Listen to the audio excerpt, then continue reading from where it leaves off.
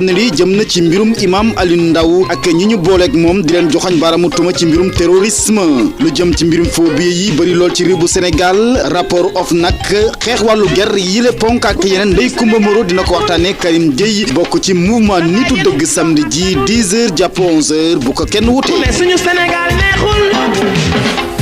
danga bëgg loo moomul. toute la ville en parle li riir ci dëkk bi samedi ji Ndeye Comba Moreau di dalal Karim Gueye ñu gën koo xamee ci xurum xaq bokk ci mouvement nitu dëgg Ndeye Comba Moreau ak Karim Gueye dinañu waxtaanee lépp loo xam ne li jëm na ci mbirum imam Alioune Ndao ak ñi ñu booleeg moom di leen joxañ baaraamu tuuma ci mbirum terrorisme lu jëm ci mbirum phobie yi bëri lool ci réew bu Sénégal rapport OFNAC xeex wàllu ger yi le ponk ak yeneen Ndeye Comba Moreau dina ko waxtaanee Karim Gueye bokk ci mouvement nitu dëgg samedi ji 10h jàpp 11h bu ko kenn wute. mais suñu Sénégal neexul danga bëgg loo moomul.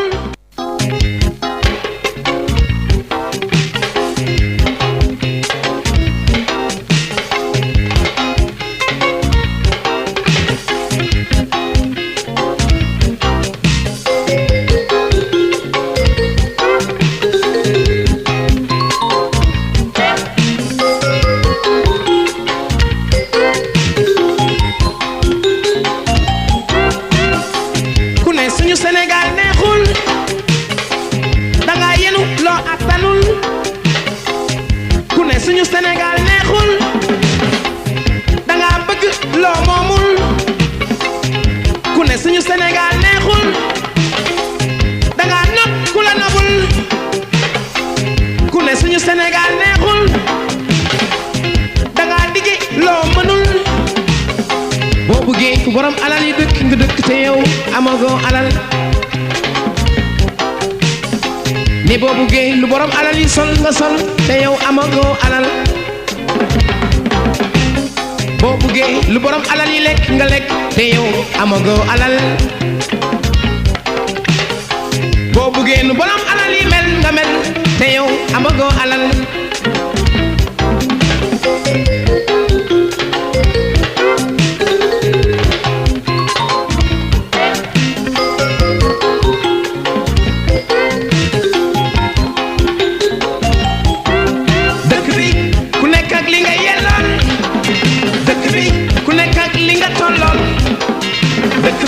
ku nekk ak li nga méngool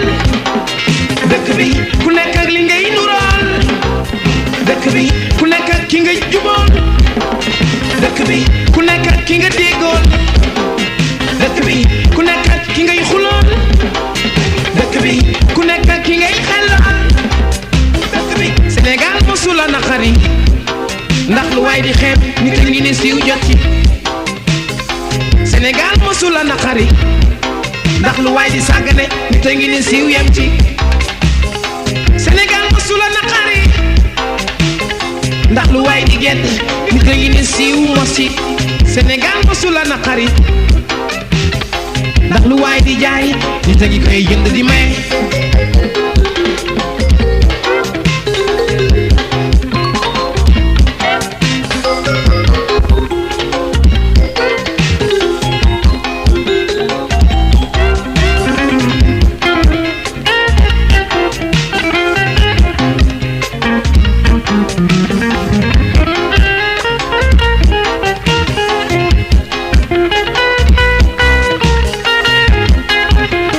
asalaamaaleykum ñu ngi nuyu bépp auditeur u Rewmi FM ñi nga xamante ni saa su ne ñooy ànd ak rajo bi di Rewmi FM Dakar 97.5 ñu ngi leen di nuyu rawatina ñi ànd ak ñun samedi bu jot 10h jàpp 11h ci seen émission toute la ville en parle li riir ci dëkk bi tey ji nag seen émission toute la ville en parle fas yéene waxtaane li nga xamante ni nag moo soxal actualité bi di sax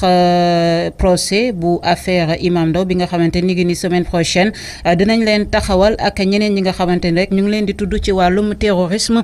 file ci Sénégal wàllum phobie yi tamit coow li nga xamante ni jur na ko dinañ ko waxtaane étude bi OFNAC def dinañ ko waxtaane ci jamono joojulee ñu bari nag rapport OFNAC la ñuy daal di xaar ak yeneen i ponk yu soxal actualité bi moo waral tey ji ñu daal di dalal Karim Gueye ñu gën ko xam ci xurum xaq bokk ci mouvement nitu dëgg Karim Gueye ñu ngi lay nuyu di la dalal jàmm. maa lay fay bu baax a baax. soxna si Moreau donc maa lay ziar bu baax a baax di nuyu auditeurs yëpp. di la remercier encore ci invitation bi di présenté wu di wax ni man la Abdou Karim Gueye ñu gën ma xam ci Karim Xurum Xax membre du mouvement Nitu Dëgg. di ziar ñëpp luy Xurum Xax. wax naa ko fii keroog yéen rappeurs yi dañ leen di tuddee ay tur yu neex. ngeen ñëw fi naan ay xurum xaq ak ay calleeg ay dund gis ak yu kenn xamul. déjà di ñaan yàlla rek bu ñu wax lu ñuy xeebee quoi. c'est très important. bon xurum xaaxa moom kumba. en fait loolu kii la quoi c'est-à-dire du tur. waaw xurum xaaxa concept la rek quoi. xam nga concept lan olof la. waaw xur mooy comme xuru naar. mooy par exemple xur mooy dëkkuwaay boo xam dafa descente. comme li anglais di wax underground. mooy xur fu descente. mooy maanaam ci suuf. xaax mooy dëgg xaax comme xaaxa bil xaax. donc c'est-à-dire dëgg bi nekk ci suuf. loolu mooy xurum xaax c'est-à-dire ñun dañuy représenter dëgg bi nekk ci suuf maanaam la voix des sans voix loolu rek en arabe quoi. loolu mooy sa concept loolu mooy xurum xaax loolu kese la. rab gi ngay def ci loolu ngay yëngatu. ci loolu lay doon c'est sûr. ba doo jàddu koñ yéen ñiy woote ay nitu dëgg ma ngeen jàddu koñ. yàlla ñu yàlla dolli sutura daal. waaw wóor na. yàlla daal mooy sàmm jaaw yàlla ñu yàlla sàmm. comment se porte le mouvement nitu dëgg. bon ñi ngi góorgóorlu. ñi ngi en tout cas ñi ngi sant yàlla si liggéey bi quoi xam nga ñi ngi gis ni daal yàlla mi ñuy dimbali xam nga boobu léegi daal ñi ngi jéem a fexe le tout pour Sénégalais yi comprendre seen taxawaay seen wareef aussi seen devoir ñoom ci seen nekkin ci biim réew ak parce que dafa yombul quoi yombul parce que dafa bëri ay affaire mouvement bëri ay coow mais ñun alhamdulilah ba ñi ngi sant yàlla ci 95% ci li ñuy xeex ci diine la jëm donc te ku ne diine ne valeur te mënoo woote def valeur ba pare def safaan wa xam donc c'est ça donc ñi ngi sant yàlla bu baax daal ñi ngi góorgóorlu. lan moo tax ngeen yenu combat wu kile di Imam Ndao gannaaw ba ñu ko jàppee boobaak léegi ñaari at ñu jàpp ni ci ay discours am dafay def li ñuy wax apologie au terrorisme maanaam di woote ci wàllum terrorisme yéen lan moo tax déjà ngeen porté combat wu Imam Alioune Badara Ndao. waaw xam nga Kumba dafa am loo xam ni. c'est-à-dire ñu déjà dañu créer mouvement tuddee ko nitu dëgg. ok léegi bi ñu nitu dëgg ñun dañ ne c'est-à-dire dëgg moom ku ne dëgg kumba ne diine quoi ku ne dëgg na yàlla nañu waxante dëgg rek parce que dëgg moom mënul weesu alxuraan mënul weesu yàlla donc bi ñu créé nitu dëgg alors dañ ñëw ne mouvement bi day xeex ay valeurs xam nga ànd ak ay comité de défense des valeurs morales waa Murid Action xam nga donc yooyu valeurs yooyu ngay xeex ku ne valeur rek ne diine parce que valeur mënul weesu li fi Seydina Mohamed indi li nga xam ne mooy sàmm jikko yi kumba donc valeurs yooyu moo ñu dugal si diine bi moo ñu dugal si diine bi après léegi nag imam bi ñuy naan dafa def apologie imam Alioune Badara Ndao ñu ne dafa def apologie terrorisme on a compris que ni apologie bi comme li Trump wax Trump dafa nii mais affaire islam bi ñi di wax nii problème bi ci téere bi la nekk donc nee na ñun dañuy attaquer musulman mais attaquer leen téere bi Trump loolu la wax te il a raison. ndax lan parce que li tax il a raison mooy parce que ñoom dañ ne tubaab bi ñoo créé au fait ñoom seen problème du problème mu terrorisme parce que au fait terroriste mooy ñoom ñooy terroriste yi ñoom problème bi religion bi mooy seen problème. ñoom religion si boppam entre guillemets musulman christianisme lépp lu jëm ci yàlla mooy seen problème parce que ñoom au fait ñoom c'est des francs-maçons c'est ça système bi c'est des Illuminati dañuy signer pacte avec le diable une guerre éternelle contre l'humanité mais kon yeneen yi am ci dëkk yi li fay am du terroriste yi. non c'est-à-dire xam nga mooy terroriste au fait li ma la bëgg a expliquer ni la c'est que loolu noonu c'est pas des musulmans qui le font amul fenn ci téere bi demal Baqara ba Naas amul fenn fu ñu la waxee jàppal sa borom ray ko kuy gàddu ay bomb dem ci jàkka di clater ay bomb mais xam nga ni loolu lan la. mais souvent suñ ko defee au nom de l'islam lañuy wax. mais c'est très simple mën naa ñëw def benn affaire def ko au nom de Mbagnick Ndiaye yow mën nga ñëw def dara Kumba def ko au nom de la rajo. mais mi ngi ëpp loxo de. mais est-ce que dëgg la non attends c'est-à-dire système la tubaab bi amul fu leen tëj ci àdduna bi Boko Haram fi mu nekk bu ñu ko bëggoon bombarder ko ñoo la ko gën a xam mais terroriste mënul weesu Sarkozy li mu def Libye la France terroriste mënul weesu 200 ans d'esclavage. lan mooy terrorisme mooy kuy fitnaal nit yi mooy fitna. mooy kuy fitnaal doom mais terrorisme mënul wees président Macky Sall. ah bon mais dem xool c'est-à-dire. yow dinañ la jël si de. non c'est-à-dire pour nga comprendre ko. pour gars yi comprendre ni jeu bu ñuy bëgg a naxee. mooy alxuraan dafa ne inna dina inna allah al-islam mais loolu boo ko waxee dañ naan terroriste nga dañ naan apologie terrorisme nga def donc kon ñoom seen problème mooy alxuraan bi lañ bëgg a changer te diine au fait obligation la amul réflexion yàlla dafa naan defal nga def da lay digal nga def bàyyil nga bàyyi. léegi ñoom seen problème mooy nit ñi lañ bëgg dindi seen diggante ak seen boroom dañu bëgg wan ginnaaw ay lépp lu jëm ci yàlla loolu moo tax ñu jàpp àdduna bi di ko coloniser ndànk-ndànk Illuminati yaa ngi fu nekk franc-maçon yaa ngi fu nekk dugg ci politique yi dugg ci sëriñ si dugg ci nit ñi dem ba yàq xolu nit ñi donc loolu moo tax ñu créé seen affaire terrorisme yi ñoom la ku ko créé. mais les Illuminati yi. ñoom ñoo ko créé. ñoo créé yëpp ñoom la. yëpp ñoom la. ñoom ñoo defar seeni bande di leen ooyee. lépp ñoo ko créé moom laa la expliqué. ne la amul kenn kuy taxaw di prononcé wu ne terroriste nga di def loo xam di dal ci kaw ay nit dara lu dul ab bandi ab nit ku bon ñun li ñuy xeex dañu xam ni apologie terrorisme bi yi tubaab bi créé pour xeex diine la ndax alxuraan bi ci boppam mooy digle nit ne ko pour mu jaamu yàlla jihaad baati njàpp di ko créé naan jihaad mais jihaad xam nga la mooy jihaad kumba jihaad mooy def effort instant maa ngi def effort ci liggéey bi. xeex ak sa bànneexu bakkan. non dafa am jihaatu nafsu mooy xeex ak sa bakkan. jihaad mooy def effort ak sa bakkan xeex ak sa bakkan ba sa ruu am doole nga mën a jaamu yàlla yaa ngi def jihaad yaa ngi effort ci rajo bi yaa ngi liggéey donc lan moo tax ñoom ñu bëgg affaire bi diaboliser ko créer ko mais Imam Alioune Badara Ndao. jaxase islamiste djihadiste ak. terroriste c'est ça au fait. C'est archi faux seen problème mooy islam bi mooy seen problème. te religion baa ngi nii depuis 1400 ans mi ngi fi di gën a yëg di gën a avancé. mais yéen lan moo tax ngeen di défendre Imam Ndao lu tax ngeen bëgg koo génne ci terroriste yi. parce que du terroriste. ndax lan. parce que du terroriste. mais waxal loo xam ne day dugg ci bopp sénégalais moom laa lay wax nii ci loolu lañ nekk nii déjà dama lay xam nga fi ñu commencé dama expliqué d'abord. ne la li jiitu mooy déjà ñoom fi ñu teg terrorisme boobu d'abord ay bandits salté la. yoo xam ne ñoom ñoo ko commandité. bataille gars yi jàpp nañu armée hélicoptère armée française buy dugal ay armes biir. Nigéria bii nii gars yi gis ko mu jëm ci Boko Haram ñaata yoon nga ko gis ci internet bi ci net bi ay information yoo xam ni journalistes yi ñoo ko joxe donc loolu déjà à côté mais déjà imam bi nag ñun on a compris que ni ñun li ñuy xeex moom la imam bi di xeex ñun li ñu gëm mooy que l'islam prôné. lan la imam bi doon xeex. mooy xeex ba dindi fi góor jigéen. xeex ba dindi fi franc-maçon xeex ba teg charia mu dox ci dëgg maanaam communication parce que imam bi man seeti naa ko jàkkaarloog moom mu toog ma toog mu ne moom musul gëm ni. Pousso dina jam nit pour Sénégal islam sax fi ndax Sénégal dëkku diine la imam bi moom ko nettali laa melam sama nopp imam bi moom wax carrément ni moom li ko gën a mu ne pour moom terrorisme mënul weesu li nga xam ne moom moo nekk fitna bi ñuy teg ni dans un pays où 95% de musulmans 5% de chrétiens kumba pays boo xamante ni daanaka 95% yëpp boo seetee yàq nañ leen ba nga xam ne jullit du ñu ay jullit naan sàngara ñoo koy def boo demee ci ñiy jaay ci seen bopp ci tali boo leen laajee ay sotu lañ tudd astu ummi boo demee ñi nga xam ne la gendarmerie réquisition gendarmerie bu ñu leen waxoon léegi ne leen gendarmerie bu ñu leen bindiloon léegi ne leen dem leen ngeen jàppi sëñ Siri Matar waaw dem leen ngeen jàppi xalif général Tidiane ngeen jàpp ko réquisition bu ñu leen ko joxee ñoom Omar lañ tudd Alioune ay jurit lañ mais réquisition gendarmerie dañuy dem jàpp imam bi indi ko noonu lañ jàppee Serigne Touba mooy Touba bi nu mu fexee ba imprégner système boobu nga xamante ni mooy dindi diine écarté ko foi ngëm ci ñu jàpp système bi di ko jaamu ñëpp xam nañu république diine maçonnique la ñëpp xam nañu la révolution française li séparé spirituel ak temporel histoire yaa ngi fi xam nañ ko c'est les francs-maçons c'est les Illuminati donc ñun li ñu bëgg mooy imam bi mënuñu comprendre ñu am imam bu mel ni imam Alioune Badara Ndao mu comprendre àdduna xam discours yi nga xam ne mooy xutba bi nga xamante moom la alxuraan santaane du ko kolore du ci dolli ndox du ko juliyee du imam du Iran Ndao du Iba Alioune Sall du Taïbu Socé juliyee ko non parce que juliyee ko c'est-à-dire fu mu bëgg waxee mooy nga ne du Iran Ndao du Taïbu Socé du kii xam nga lu tax Alioune Sall parce que li tax ma wax loolu mooy parce que mënuma concevoir man mënuma comprendre man ñu jàpp imam ak imam li muy représenté ci diine nga xam ne ñun bu ñu juddoo imam yi ñoo ñuy tudd ñun bu ñu dee imam yi ñoo ñuy jullee li imam mooy essentiel ci diine mooy ku lay jiital moom ngay toppandoo dañ koy roy yonent Yàlla Muhammad suñu imam la loolu la ko yàlla wax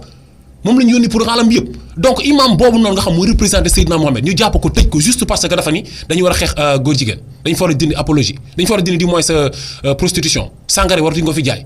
war nañ mën a fexe julliti jokkoo ba am ñu teewal charia bi charia du dagg loxo rek du dagg tànk loolu mooy presque yi mujj ci charia mais ñu jàpp ko tëj ko ne apologie lay def imam Sey bi ñu koy jàpp xam nga lan la imam Sey def ba ñu jàpp ko dafa ni képp koo xam da nga dem ci marche Charlie Hebdo bi dafa ni ne daane je suis Charlie ku ne Charlie yéefar nga mais Charlie ku ne Charlie je suis Charlie yéefar nga parce que tubaab bi sax dañ ko wax l'ami de ton ami est ton ami l'ennemi de ton loolu tubaab wax na ko donc loolu du alxuraan moo ko moom rek moo ko wax mais kon ku dem président Macky Sall su jugee fii dem marche ci Charlie Hebdo bi imam Sey daane képp ku dem ci marche Charlie Hebdo bi yéefar nga mais attends ñu jàpp ko tëj imam Ndao tam bi ñu koy tëj mooy coowal góor jigéen ñi amoon foofu ca Kaolack non moom jàppee bàyyi fa la ko fekk moom bi ñu koy jàpp loolu fekk ci kaso bi la ko fekk mais juste pour wax la nii la Kumba pour nga comprendre ni loolu imam Sey waxoon noonu isa xam ne Sidy Lamine Niass wax na ko kenn tëju ko même chose la wax Macky Sall yéefar la parce que dafa dem Charlie Hebdo bi ne na tuubaat bëggoon nañ ko fee tëj de mais est-ce que non attends mais est-ce que tëj nañ ko lu tax bëggoon nañ ko lu tax ñu am ku ñuy bëgg tëj ak ku ñuy bëgg bàyyi ak ku ñuy neex ñu bëgg koo tëj di ko tëj c'est ça le problème léegi imam bi santul Mbacké santul Sy amul passeport diplomatique amul caisse noire moo tax kenn xeexalu ko kenn taxawul waxal ko moo tax mu tumuranke te ñoom ñëpp ñu ŋàbb seen làmmiñ ci jàkka yi di waaraateek ne ci télé yi di wax di xutba di sonal nit ñi du ñu gëm loolu ñoom islam bi la ñuy expliquer. kon yow da ngaa bëggoon imam yëpp taxaw teem pour ñu libérer imam Alioune Ndao wala ñu am na imam yu si taxaw waaw am na imam yu si taxaw mais dañoo néew amuñu doole ñu mel ni ñoom imam Dame ñoom Al Amin amuñu doole mais ñi ngi def lu ñu mën ñoom mais malheureusement yeneen imam yi dañ leen seetaan kilifa diine yi seetaan leen nit ñi toppul tey bu dee Khalifa Sall la demal keroog bi ñuy jugé Khalifa Sall xool tribunal lu mu mel demal xool kii tribunal nu mu meloon. politique la de. waaw mais lan moo tax politique bi gën a leen diine bi. Sénégal noonu la demee boo wootee politique mu fees de. léegi nag Kumba ana islam bi ñuy woote Sénégal ana dëgg bi ñuy woote moom la ñuy xeexal Sénégal parce que imam bi amul milliard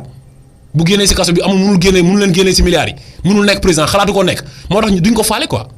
fan la Sénégal jëm. Imam Aliou Ndao naka lay dundee incarcération bi. déjà bon yàlla defee ma gis ko Kumba man déjà waxtaan nañ presque 25 minutes bi ñu waxtaanee mu ne ma daal vraiment man Karim dama lay remercier ma ne ko noo jarul remerciement parce que ñun suñu devoir la mu ne damay laaj sax ndax yéen li ngeen di wax mag ñi ci réew mi ñu ngi koy dégg mu ne moom musul xalaat ci àdduna ni fitna musul gëm fitna mais nag Kumba xam nga bët bu rusul toj man du ma dof su ma xoolee imam may xam ni kii am na yoo xam du la ko mën a wax mais il est malade il est souffrant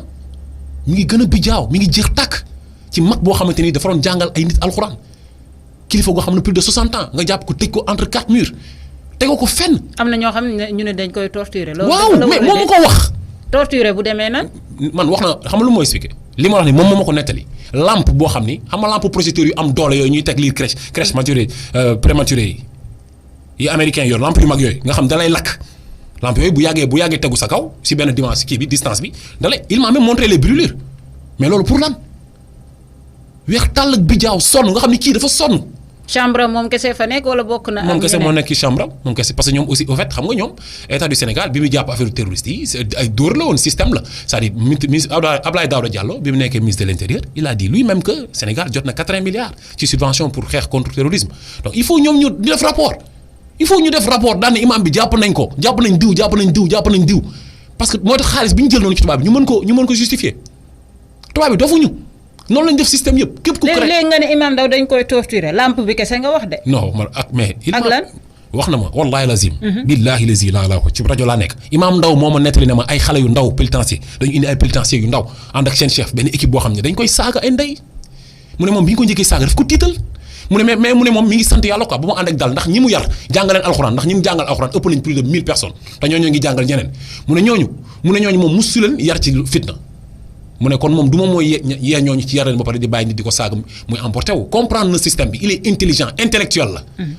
il a compris seen jeu xam ne nit ñi dañ ko bëgg def benn dof ñu ne imam baa ngay dóore wala ma ngay xeex ci kaso bi yooyu mais il a compris ça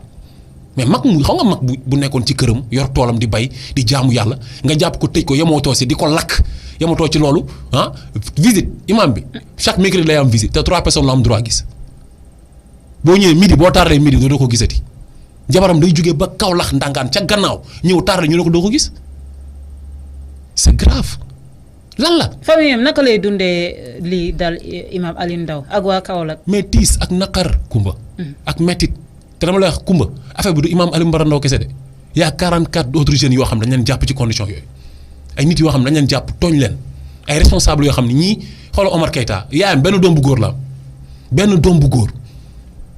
moo koy dimbali ay sërëm rek ñoo fa nekk muy ñafe dem Mauritanie di jàngale di ñëw di yónnee seen waa kër ñu xëy jàpp ko. dañ ko boole lañ ko jàppee Mauritanie lañ ko jàpp fekk muy jàngale. ñu jàpp ko taxañ ko indi kenn amul xamul tax kenn du ko wax duñ ko xam parce que Sénégal du lijjanti information. mais jàpp demee nan lan la def bañ jàpp ko ñëw tëj ko pour terrorisme. xam nga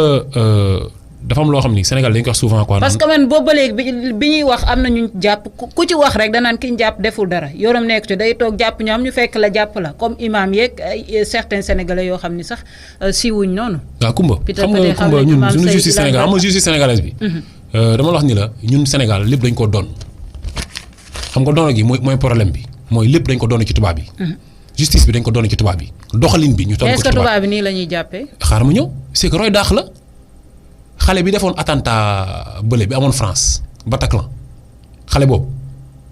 kër copain la fanaan xëy dem dafi attentat bi tubaab bi dañ jàppoon copain bi boobu ñu ngi wër booy bi gisuñ ko ñu jàpp copain bi xam ne fii la jaar bi ñu ko mais kooku jugé nañ ko bëgg dem bàyyi ko mais bu doon Sénégal nga la terroriste bi jaar sa kër fanaan fa ci kaso bi ngay dee c'est que roy daax la mais des fois nit mais Kumba yow mën nga ma xam ma nekk sa xarit ñu yàgg ànd man ma dem nekki terroriste suba ma xëy wala téléphone ne Kumba nam naa la ñu topp trace appelu fële jàpp la yow ne Kumba loolu wax nga jokkoo ki mais est-ce que yow mën nga contrôler loolu yëpp Kumba c'est-à-dire xam nga anglais dañuy wax ni. le fait que nga am contact ak kenn rek. mais c'est grave xam nga tubaab bi dañuy anglais yi ñoo ko wax ñu ne bàyyi ku def sax moo gën jàpp ku deful dara parce que àq bi ne ci tooñ ku def dafa garaaw ku deful dara nga jàpp ko tëj ko mais attends am na si ñoo xam ni dem jàngi alxuraan dañ ne ñoom dañoo bëgg jàngi alxuraan c'est-à-dire ñoom dañoo ciblé benn monde xam ne ñii mën nañ business si ñoom mooy ñi nga xam ne dañu leen ëxlu sunna ibaadu rahmaan yi ñoo xam ne ñii sant ñu Mbàkke sant ñu si ku leen jàpp benn mbooloo du jug xam nga ni moos bu doon ab Mbàkke lañ jàpp mbaa ab siween mbaa ab ñaseen mais li tax jàpp ñu si la bi ñas kon Sénégal coow ñëpp jug ne te imam bi jàngale plus de ay 1000 personnes alxuraan bu fekkoon moom nitu fitna dëggantaan la kon ay taalibam taal lañ dëkk bi yàgg ndax gis nañ ci ay sëriñ yoo xam ne crime lañ def te pourtant bi ñu leen jàppee seen taalibe dañoo jug di toj tataay di toj dëkk bi di taal dëkk bi loolu fekkee ngoo fi donc kon pour te dire que imam bi yar ak teggin chaque jour communication mooy dama leen di ñaan ngeen dal yàlla li nattu la incha allah yàlla dina ko teggi mais kooku bu doon nitu fitna kon danaan taalibe yi def leen nii def leen lee def leen lële Sénégal moo bëgg a kutoo ku tàkk ci xeexu terrorisme boo xam ne yoonam nekku si. mais kon da nga bëgg a wax Imam Ndao ak ñeneen ñeeg 40 personnes yi war a taxaw suba le 27 incha allah. da nga bëgg a wax ñooñu ñëpp liñ leen di tuumaal defuñ ko. non c'est-à-dire xam nga Kumba. ah non xam nga Kumba. maanaam ñoom ñëpp ñooñu tuumaal defuñu ko xam nga wax bu nekk dafa laaj dégg dama ni la am na si ñoo xamante ni ñu leen jàppee mooy confirmer ni ñoom defuñ dara benn ci imam bi rek da ca doy exemple man justice sénégalaise bi laa wóoluwul. presse sénégalaise bi ngeen baal ma majorité bi yëpp. est-ce que Imam Aliou Ndao am na ay avocats yu dëgër yu ko mën a taxaw. le 27 c'est-à-dire bu dee côté moyen amu fi. amul avocat yu dëgër. non mais attends mais bu ñu jàppoon benn Mbàkke. dégg naa benn maître Ndiaye di wax est-ce que am na yeneen avocats yu. non am na ñoom Babacar Ndiaye. am na ay maître ma soxna kan mais ñooñu ay avocats lañ yoo xam ne dañuy def te yàlla tax quoi xam nga ni. kenn fayu leen am na ñu si fay mais nekkul fay boo xamante ne nii fay la boo xam ne comme avocat yi nga xam mooy loolu mais avocats yu compétent lañ am yoo xam ne ñoom diine moo leen ñor am na ñoo xam ni fay nañ leen mais dañuy taxaw pour plaider xam ni dañ ko tooñ mais nag quoi qu'on puisse dire aussi bu doon nekkul kilifa nekkul politicien du moom du Khalifa Sall pour am avocat boo xam ne dañ koy fay ay milliards du Hissène Habré dóorul moom nu temps bi tu vois ce que je veux dire donc mais ñun lu ñu soxla mooy xoolal meilleur avocat imam Aliou Badara xam nga lan la mooy alxuraanu karim mooy le peuple musulman mooy ñi gëm yàlla te xam ni Seydina Mohamed moo digle jaamu yàlla yonent bi moo yónni yonent bi alxuraan yàlla moo ko fi indi mooy ñi gëm ni ki gën ci ñun li yonent bi wax mooy ki jàng alxuraan bu noppi di ko jàngale. mais est-ce que yéen seen xel dal na même bu fekkente ni 2 ans tëj nañ ko ngeen di laaj procès ñu ne procès dina am gisoon nañ fi Imam Seye état bi demoon na ba jël ci position bi ñu ko tëjee 1 an sax mu ne dafay def appel parce que 1 an yi dafa ndaw yéen am ngeen yaakaar que Imam Ndao génn ci. non de toute façon. dama la benn affaire Kumba dama la nëbb quoi. que ñun on les a à l'œil on sait très bien que na Sénégal justice bi yaa ma gën a xam dañuy waxante dëgg rek te yàlla tax quoi. ñàkkul nag parce que ñoom xam nañ ni si biir justice foofu noonu ci biir magistrat yi juriste yi am na si ñu dëggu nag keroog bu ñu bëggee libérer les jeunes de Colobane ku dëggu lañ fa indi mu toog ku ragal yàlla mu àtte leen mais keroog bi ñu leen bëgg leen dugal ki doon jugé procureur bi Karim la tudd Chimère moo doon jugé da nga koy xool xam ne jëlkat la lu ko neex la doon def donc loolu la ñoom ñooy xool lu leen neex ñu def ko parce que justice au fait amul Sénégal la justice sénégalaise elle n'est pas indépendante elle n'est pas libre. non texte yi peut-être dëgër na. non ban texte moo dëgër. justice sénégalaise bi moo c'est-à-dire. muy texte yi muy nit yi. non xam nga pouvoir yi. kaa ma expliqué benn affaire nga comprendre ko Kumba gis nga Kumba pouvoir yi 5 lañ xam nga ñaan législatif judiciaire ak exécutif ñett yooyu boo ko boolee ak da ngay jël pouvoir religieuse ak pouvoir presse bi ni nga ko tudd. pouvoir médiatique. pouvoir médiatique boobu daf ci am part religieuse bi am ci part léegi nag exécutif ak législatif. judiciaire boobu. exécutif mooy piétiner si yooyu yëpp léegi yeneen ñaari si des ñee sëriñ si exécutif corrompu ak xaalis judiciaire indépendant wuñu parce que ministre de la justice moom mooy xool ku ko neex mu fal la affecté la gis nañ procès Karim Wade ni mu fa demee ak magistrat yi donc gis nañ fi ay magistrats yu démissionné parce que ñoom ils sont pas indépendants am na ñu bëgg def juriste yi am na ci ñoo xam dëggu nañu mais mayuñu leen dañ leen yeewu bu mu ci baat dañ leen xoj ils sont pas indépendants moo tax damay wax ni fii benn pouvoir moo fi am boo xam moo mën a xeexal diine moo mën a xeexal jikko yi moo mën a xeexal Sénégal mooy nit yi mooy le peuple. donc am ngeen ci yaakaar wala amoo leen ci yaakaar ci procès bi. bañ a am yaakaar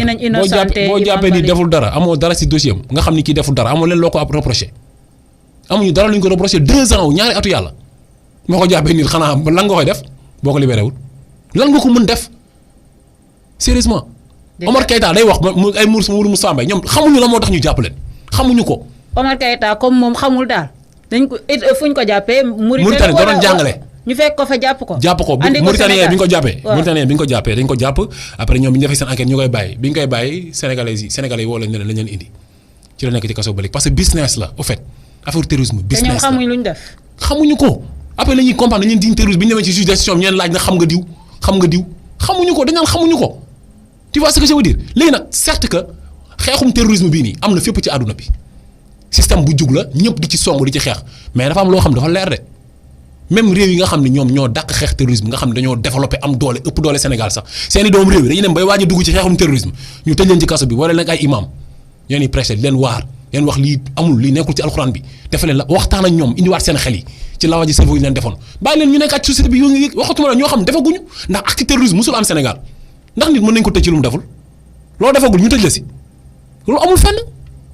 amul fenn kumba. mais Karim yenn saa yow day mel da ngay def yenn déclaration yi rek pour am buzz wala dafa mel da ngay bëgg sax ñu jël si la yow si net bi souvent suñ lay suivre wala ci say déclaration. comme yan par exemple.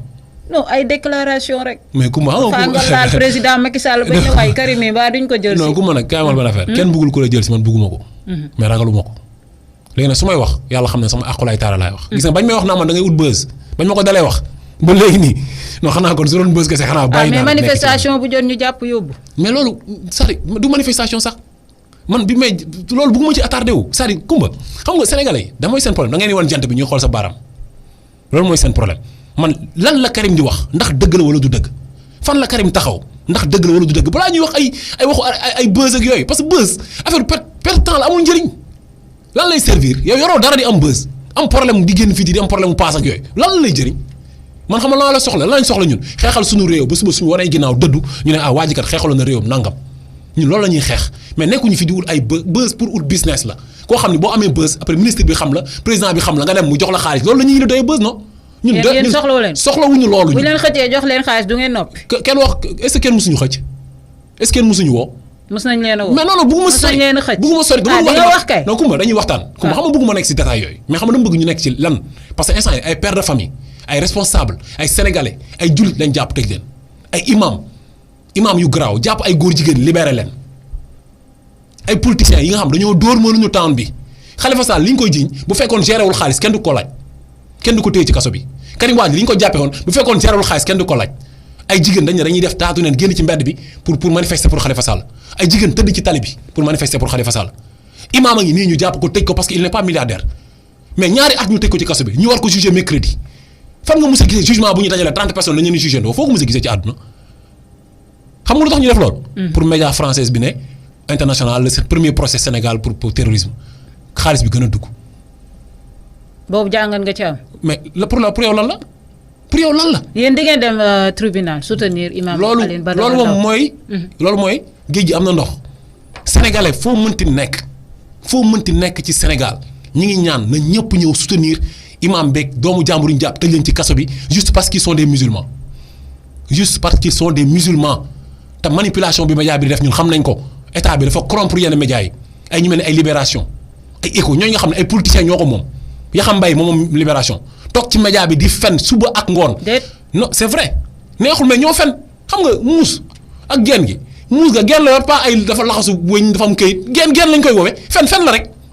fen la. ça li ma bëgg a expliquer mooy xola tey dañu xam nga ñoom lu ñu média bi def démb dañoo xëy bind ne imam Alioune Badara Ndao dañ ko jàpp ak ñaari soxnaam c'est pas vrai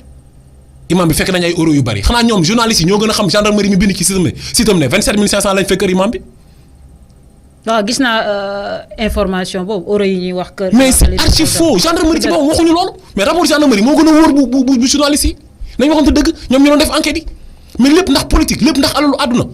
ngay fen di sos. journalistes yi kala Sénégal yàqu na 50% du journaliste yëpp nag sérieusement am na si ñoo xam ne ñoom dañu honorer seen liggéey vraiment je le respecte mais genn wàll gi yëpp wecc lañ koy utee bi politiciens yi commencé tijji ay maison de presse ba léegi fenn rek la ñuy def ak jàppale pouvoir.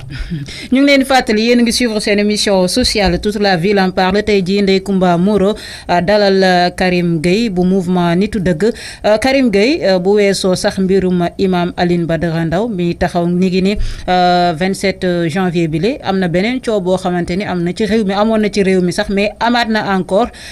di wàllu faux billet bi yoon mu laal rappeurs yi seeni mbokk rappeur lañ ki la di Ngaaka Blindé ci tournage clip bu mu doon amal ñu fekk ko ak ay faux billets ba teg ko yoxo bu weesoo sax coowal Thione Seck bi nga xamante ne amoon na ci réew mi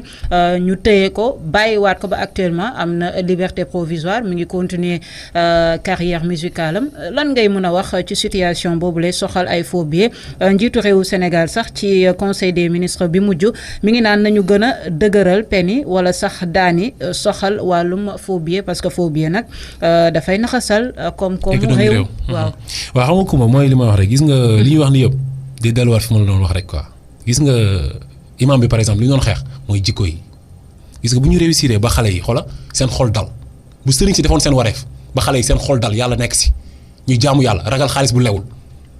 ñu jàpp matériel àdduna bi njël yenu ko kon ay yu bëri duñu laal affaire phobie gis nga Thione Seck bu ñu ko tëjoon dóoroon 20 ans wala 10 ans yu dëgër këj kon keneen du am sañ-sañu naan day fooyee phobie c'est que dafa am loo xam ni il faut ñu comprendre ko gis nga xoola yéenewu ma Ngaaka Blindé dara lu bon sama boy la xam naa ko bu baax maa ko yar mais dama bëgg sénégalais yi comprendre benn affaire oto bu rafet ñun ñëpp ko bëgg jabar bu rafet ak kër ñëpp ko bëgg ñëpp a bëgg di dem France yor passeport di taxawaal xoola lu neex ñëpp ko bëgg quoi mais nit ñi fan lañu utantee mooy ngor mooy am diine mooy conscience léegi nag lii nag la sëriñ si doon defar loolu la lii la imam bi doon jéem a def si xolu nit yi di expliquer alxuraan bi lan la yonent bi wax nan la ñu war a xeexee lii parce que xale yëpp ñu ngi dem di nekk ay góor jigéen bu ñu mënul nekk góor jigéen après ñu dem nekk ci faux billets yi ah bon lu tax nga ne xale yëpp ñu ngi dem di nekk góor jigéen. parce que da ngay nekk góor jigéen léegi nga am visa ambassade Canada may la visa Schengen may la visa boo xam fu la neex ngay dem léegi boo reconnaître ne homosexuel nga doo am problème mu visa te dëkk bi metti na état baa ngi fooyee àllu réew mi train de vie bi xoolal train de vie wu état bi ay 300 milliards la leb fii 300 milliards lee 250 milliards 400 milliards xaalis bi seen biir la yem askan bi sonn bu fekkee borom tur bu mag ku mel ni Thione Seck moo jël faux billet dóor ko bu ñu ko jàppee 2 mois 4 mois 1 an 2 ans bàyyi ko mu toog mais xale yi dañu naan xaaral ma tànte ay Ngaaka Blindé xale la. yéen du ngeen ko soutenir yéen rappeurs yi. non soutien bi non loolu moom xëy na peut-être man li ma mën def mooy ñaanal ko. ñaanal ko saa ñaanal mooy ba yàlla dindi xelam ci alalu àdduna mu xam ne yàlla moo nekk ci kanam nekk ci ginnaaw parce que li ko dugal ci loolu man mënu ma défendre ku def kuy tooñ yoon li may défendre fii yëpp du ma défendre ku tooñ yoon parce que ñun man mii xam naa loo xam ne su ma ci doxoon nekk ci faux billet lu tax dugguma ci aw ma oto man aw ma kër. mais xam nga fu ñuy jaar. mais fi ñuy jaar ñu ngi mën c'est très facile xoolal Coumba faux billets yooyu ñu koy proposé dëkk bi yëpp ay faux billets la loolu état daf ci war a jël ay xoolal président Macky Sall li mu wax ci loolu dama ci ànd na ci jël ay dispositions yu sévères ñu respecté loolu Thione Seck ñu jëliwaat ko tëj ko ci kaso bi te buñ ko defulee yeneen xale dinañ ci duggaat. parce que ñu bëri ñu ngi laaj dossier Thione Seck. mais c'est vrai. xam nga lu tax parce que loolu moo tax injustice baaxul ci réew day créer ay monstres yow yaa ngi bàyyi ñi nga xam dañoo tooñ yoon jàpp ñi nga xam dañuy yeete nga leen tëj ci kaso bi jàpp ñiy yeetalaate nga bàyyi leen ñu nekk ci dëkk bi di yeetalaate rek c'est grave lii mooy problème bi moo tax ma ne la seen problème loolu la seen problème mooy gis nga ñoom seen jëm bopp ñoom xaalis bi ñu jàpp di ko foowee bi ñu ko tegoon ci yoon xale yi sax amaana duñu yegg ci jël ay faux billets noonu temps bi foowee nañ ko yàq nañ dëkk bi yëpp. ngeen jël plainte contre Pod et Marichou lan moo ko waral. waaw mooy li ma la wax rek day dellu si waat fi ma doon wax rek si imam bi rek ba tey c'est-à-dire dama ne la mouvement la boo xam ne valeur lay xeex day sàmm valeur yi mouvement la boo xam ne day xeex jikko yi ñun lu ñu bëgg suñu combat mooy prostituée dootul amati Sénégal ndax policier kat day jàpp koy cagatu ngeen baal ma ci terme bi ne ko ku baax soxna si na nga def sa ndaw si génnee kartam mu ne ko yow légal nga demal légalité boobu lañ bëgg xam fan la ko teg parce que alxuraan légalisé wul loolu te boo seetee policier ba koy jàpp julit la ka muy jàpp aussi muy prostitué wu julit la léegi carte boobu tubaab bi fexe ba dugal ko suñu diggante ñun ak suñu diine yi institution yi nga xam ne méngoowul dara ak suñu diine yi Sénégal am na 27 articles yoo xam ne ci code de la famille Sénégal code de la famille bu Sénégal yoo xam benn méngoowu ci ak diine mais ñun loolu lañ bëgg mu dañ ci code de la famille bi lañ bind ne xale bu jigéen bi am na droit dem jaay boppam bu ko papaam teree mu porter plainte papa ji police jàpp papa ji tëj. mais dama ne lan moo tax ngeen porter plainte. mais si loolu laa la nekk di wax ni loolu laa la nekk di expliquer. sax dama la nga ni jikko yooyu noonu la ñuy xeex. maanaam li ñuy wane ci série bi moo leen neexul wala lan ñoom lan lañ def. mooy liy refléter ci askan wi parce que télé dafa sensible sunu doom yëpp dañuy seetaan télé. parce que ñoom seen série bi ay ëmbalante yu kenn xamul wala lan la. non série bi su affaire xamal lan la. mooy tout ce qui est cinéma dafa commencé yegg ci benn étape parce que état du Sénégal dafa subventionné ay milliards def ko ci cinéma wu Sénégal affaire yu commencé am doole ñoom il est ñu jël seen i culture ak seen i aada Sénégal boo demee Burkina Faso da ngay dem seen film yi ñuy joué ñoom ay wërsëg yu bëri la ñuy jël mais seen film yooyu mais dañuy jël ay affaire yu bëri te pourtant amul benn fóonante amul dara Sénégal ñoo commencé ñàkkal fayda ay fóonante di def ay fóonante ay sol yu salté ay affaire yu dégueulasse yoo xam ni c'est pas normal ñu koy def ci pour réew mu mel ni Sénégal 95% de musulmans ñun loolu la ñuy xeex. yéen bokkoon ngeen ci ñi porté plainte ci publicité bi. publicité woon. ci Eva ak xawma chou. non ñun en tout cas li ñu def mooy. bokkoo leen ci ñi doon porté plainte ci publicité boobu. ñun film bi lañ porté plainte. film bi ci boppam. waaw maanaam lépp lañ fay wane baaxul. li ñu fay non c'est-à-dire. contre-valeur dafa ay fóonante ay wane ay yoo xam ni en fait loolu en fait ci société sénégalaise loolu lu ñu daan nëbb la. gis nga bu mais ñoom njëkkee wuñ ko fi. kan moo gis nañ fi ay un café avec gis nañ fi xawma série boobu nu mu tudd sax xam man duma leen seetaan lu bari. mais bari na fi. mais c'est-à-dire te njëkkee wuñ ko non mais pas man gisuma man. man bi ma man xam nga man film télé yi li ma koy saan bari dañ ma interpellé ñun comme ñun ay activiste lañ yu nekk ci dëkk bi di xeexal suñu réew ci xeex ci valeur ñu gis cër yoo xamante ni dañ ne mais Karim est-ce que yéen a ngi bàyyi xel film boobu ma dem ci net bi tapé gis ci ay Sénégal bon lii mi ngi am Sénégal après ci lañ dem Sénégal may nañu ñu porté plainte ñu dem porté plainte ñu woo leen wax lañ ne leen film bi luy dawati na jaa Sénégal ñu xool ko pare balaa muy génn te incha allah di ngeen gis ni changement am na foofu moom ñu ngi remercier waa Sénégal kon affaire bi am na avancé bien sûr gisoo leen lu nekk ñu def ko comme réplique di jéem a yàq dara lu nekk parce que xam nañ ñu dafa mais Sénégal loolu mooy seen rôle kumba yow mii su la neexee nga gis film boo xam ne xam nga lii bëggoo sa doom seetaan ko baaxul ci réew mi nga dem porte plainte film boobu ak télévision bi koy teg. Sénégal na leen léegi lu ngeen joué te day jaar Sénégal xool mu doog a jàll ñu xool ko muy soog a jàll. réew mi am na loolu de. et ça se fait. réew mi. mais Sénégal ñu bëri ne nañ amul njëriñ de parce que Sénégal dañuy defar seen i kii rek di def ay mise en demeure. déedéet kaa ma wax la dara de. day def ay mise en demeure rek mais du ñuy sanctionné. kumba bëri na lu nekk ci réew mi loo xam Sénégal mi ngi siy taxaw bu baax a baax. ah bon waaw non on dirait pas. Sénégalais yi ñoo jéemul réagir jëm ci ñoom parce que am na yu bëri yoo xam ñoom des fois duñ koy mën a jot mais suñ ci jotee rek dañ ciy taxaw Sénégal yi man bi ma jógee def plainte bi dañ ma remercier yónnee ma courrier wax ma ne ma directeur fa nañ sa kii expliqué ma lépp loo xam fa la liggéey bi toll donc dama leen di remercier si loolu di wax Sénégal yi ne képp ku ci gis film bu yàq suñu doom yi wala mu yàq valeur du Sénégal dama porté te yow gis nga ci changement bu baax avant ak après xoolal film bi ñi ñaa ngi naan film bi neexatul xamul tax film bi neexatul parce que fóonante yi moo taxoon ñi ñi di ko seetaan ak affaire yu sexe yooyu nga xam amul benn njëriñ donc yooyu nañ ko privé bu ñu amee seen yu bon ñu bëgg saan nañ jël seen DVD wala ñu dem seen décodeur laaxatu seetaan ko mais bàyyi ñu ñun ak suñu télé bi nga xam ku ci def affaire Occident demal nga teg ko Occident demal Occident. kon daa gis nga ni Sénégal am na njëriñ. bu baax. ñu gis ne tamit lekk yi ñuy lekk parce que démb rek maa ngi gis ñu ngi ma envoyé benn vidéo Kaolack la sax waa ji dafa ubbi robinet bi ak vidéo yëpp ubbi robinet mais robinet bi ndox mi ci génnee. vraiment dafa mel ni ndoxu foos xam nga ndoxu foos dafa mel ni moom mooy génnee ci robinet bi donc ñu gis ni tamit ay sachet parfois yi ñuy naan am na ay wallax njaan am na si boo xamante ni yow sax yaa ma ko yónnee woon ak yeneen ak yeneen ay yàpp mbaam xewoon na fi ainsi de suite côté boobu yéen a ngi ciy liggéey. léegi yow loolu pour yow Coumba responsabilité kan la. c'est une question. am na ay association de consommateurs yu fi nekk di ko xeex état bi tamit war na teg ay organe de contrôle mais impôts yi ñi di fay xam nga ñun suñu problème mooy li ma l'expliqué rek quoi c'est que Sénégal du yées ba am président bu gën a yées Macky Sall robinet bu ñu ibbi nii ndox bi usé nii di xuuru génn comme loolu yàgg na Sénégal de comme fosse loolu yàgg na Sénégal de mais c'est que ñun suñu njiiti ñoo jéemul góorgóorlu pour liggéeyal réew mi toppatoowuñu Sénégal toppatoo ñu intérêt Sénégal toppatoo ñu lor askan wi xam nga la ñuy toppatoo mooy ñoom seen bopp rek parce que ku ci feebar ci autorité yi rek yow yaa ngi fajoo France yaa ngi fajoo Belgique yaa ngi dem Allemagne sa yoon nekkul ci hôpitaux yi fii la preuve gis nga ay machine chimio ak ay machine ay dialyse ak ay joueurs de football ñoo ñu koy may ay joueurs basket ñoo ñu koy may xam nga lu tax parce que suñu njiit yi alal bi ñuy jàpp di ko foowee ñoom seen biir la yam seen doom bu feebaree Europe lañ koy yóbbu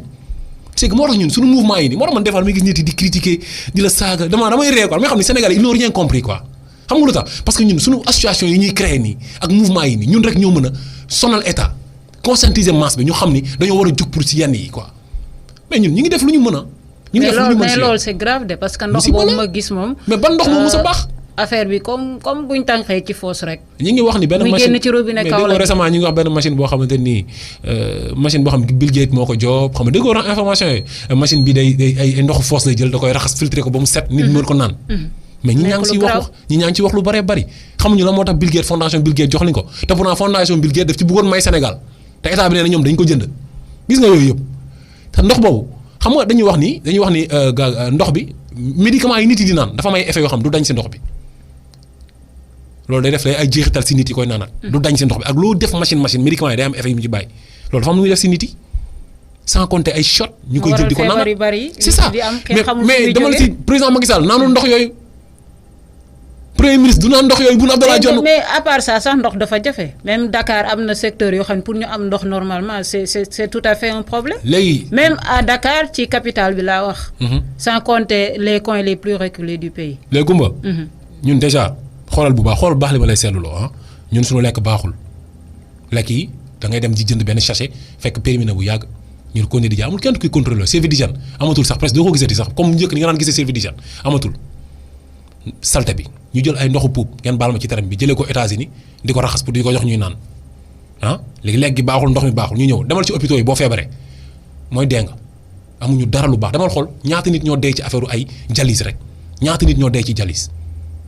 politiciens yi gisoo ci kenn ku nekk opposition ak pouvoir kenn ci ñoom koo xam bi ñu nekkee ci feebaru dialyse bi ñi di dee ku yëkkati ne man kat yëkkati naa 1 milliard teg ko ci taal pour ñu jënd malice amu ci jënd machine bi amu ci de kenn defu ko bi ñu jàppee Khalifa Sall pourtant nee nañ fexe nañ ba góorgóorlu ba dajale évaluer ba génnee 1 milliard lu tegal pour mu am caution pour génn non parce que politique la waaw mais léegi nag xoolal dama ne la léegi ñun fan lañ jëm lan moo tax ñun ñu war a topp ñii nii est-ce que xam nga ni Sénégal lan rek moo ko mën doxal xam nga lan moo ñu jox ko ku ragal yàlla gis nga bu ñu ko joxul nitu yàlla yi comme ñu mel ne ay imam Alioune Badara Ndaw ak nit ko am diine ci nii la ñuy dëkkee ndax politiciens yi ay francs-maçons lañ barki de maa ngi dégg benn information ñu ne benn ministre sénégalais dafa dem ci benn prostitué malien fay ko 10 millions pour tëdd ak moom kooku ne ko 15 millions ñu waxaale ba jubóo 15 millions. ñu def ko ci internet ñu def ko ci internet bi xam nga lu tax loolu parce que ñun ñoo tànnul ñi ñuy fal amuñu diine ku amul diine mala nga ndax nit di ko utaleeg mala yi mooy diine mooy xel mooy ragal yàlla boo amul looy calculer yak mala yi yéen a yem sa instinct moo lay guider léegi nga jëlee xoolal pouvoir bi président bi am yëpp xoolal Macky Sall gardien de la constitution chef suprême des forces armées directeur généraux yi sax Macky Sall moo leen di fal di folli bu ko neexoon léegi mu jaay rajo bi su ko neexoon léegi Coumba Moreau yoo nga nekk milliardaire léegi nii vrai ou faux su ko neexoon léegi Karim Gueye léegi mu dee te kenn du ko xam mais pouvoir yooyu nan lañ koy joxee nit koo xamante ni amul diine nit ak ndëngateem nit ak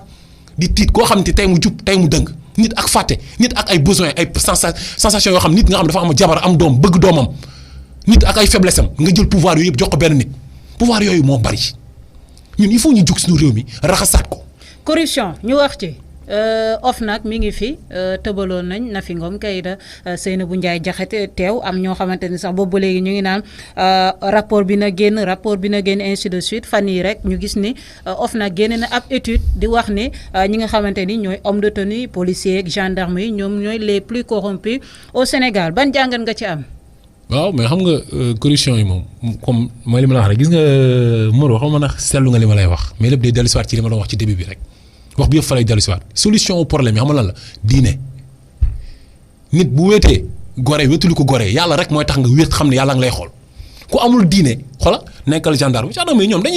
dañuy prêter serment avant ñuy sol seen police dañuy prêter serment mais tey demal xool police naka la police di comporté woo parce que faale te pourtant waat la rek ah même boo waatee ci kaw téere n'importe loo xam du alxuraan sax waat la waat sa digganteeg sa borom la moo tax respecté wuñ ko ñoom parce que jikko yi la. parce que amuñu diine parce que dañu gis président bi di jalgati nga gis sëriñ bi di jalgati après policier bi lu tax muy toog di xaar kenn fay ko salaire bu baax da ngay dem kër. pourtant nee nañ policier seen salaire baax na de. police salaire ñaar la police salaire. policier am na ne ñoo xam seen salaire baax na de. gis nga dañoo doyluwul rek. mais non je suis pas d'accord. ñàkk a doylu la non jikko bi xëy na peut-être jikko bi du yoon mën nañ ko déplorer mais salaire bi baaxul policier war na lu mu gàtt policier bu nekk war nga mën a fayeeku 500 000 francs par mois policier bi gën a tuuti laa la wax ndax seen liggéey moo gën a metti. état wu Sénégal amul doole nag. mais amul doole te pourtant député yi ñaata lañ. 1 million 200 la ñuy fay ko ñu jox leen 4x4 def ci essence demal kër ministre nga fekk fa 4x4 wala 10 4x4 yoo xam ni. mais déggoo ma ne la parce que c'est politique. waaw moom laa lay expliqué nii c'est-à-dire xam nga c'est politique boobu loolu c'est des problèmes ndax politique au vrai sens du mot c'est l'art de bien gérer da ngay dem kër politicien fekk fa 7x4 wala 10 oto yoo xam ni. day fees dell ak carburant ñu muur ko bâche ko ba mu pënd nga gis police buy ramasse di pousse car di pousse oto gisoo loolu di pousse oto bi ndax dafay panne auto police di panne. kon yow gis nga ni seen payoor yi moo baaxul. seen dara baaxul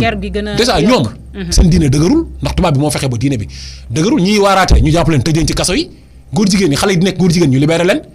di sàcc àllu dëkk bi di ko foowee policiers yi tamit policiers dañ naan mais ñun tamit xanaa ñun duñ def dara ñoom it léegi dëkk bi day nekk affaire lambi golo ku nekk noo mën a yàq nga yàq xale yu ndaw yi nekk ci phobie yi comme mag ñi nekk nañ ci phobie yi kenn defu leen dara c'est que loolu mooy mal gouvernance mooy ñàkk diine réew mu ñu tegul ci dëgg ñàkk ko teg ci dëgg mooy lu tax dañu jël lépp di toppandoo tubaab bi tarooy dàq lañ def te rigueur bi nekk ci tubaab bi nekkul ci ñun kumba.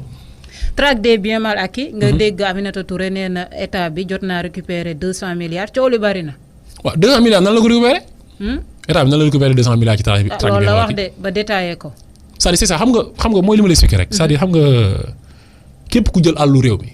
yor ko képp ku yor àllu réew mi dañu war a saytu su ma wax loolu ci pensé Khalifa Sall. amul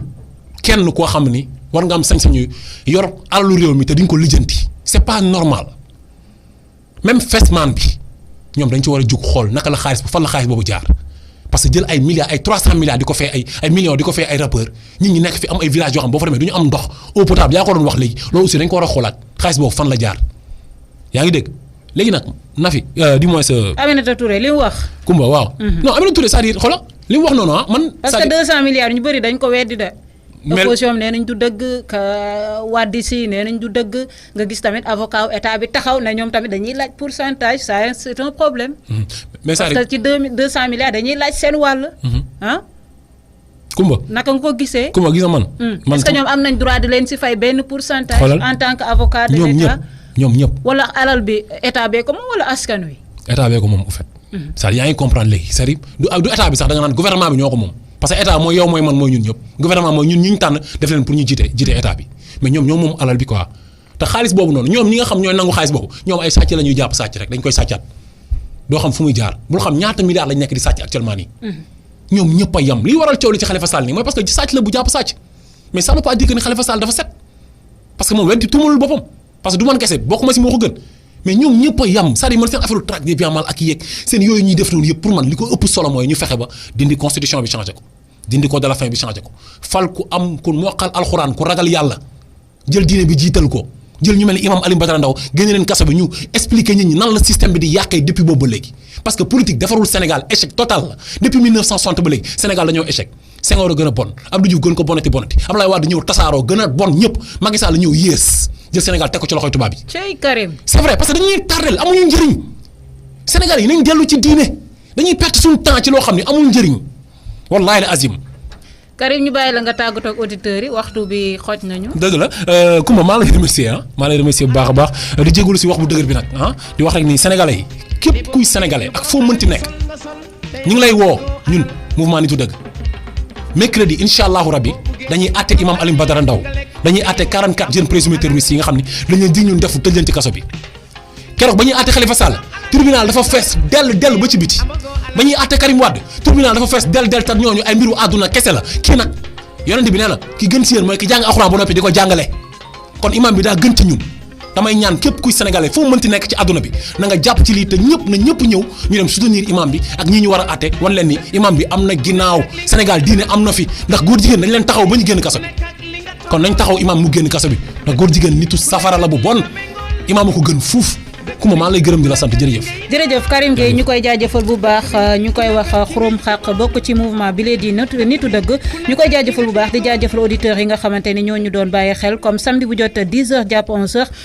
kon émission bi tamit ngeen mën koo dégluwaat ci www.rewmi.com ñetti w ngeen di def .rewmi.com di leen jaajëfal bu baax ba samedi prochain incha allah ci beneen émission beneen thème ak beneen invité jaa ngeen jëf.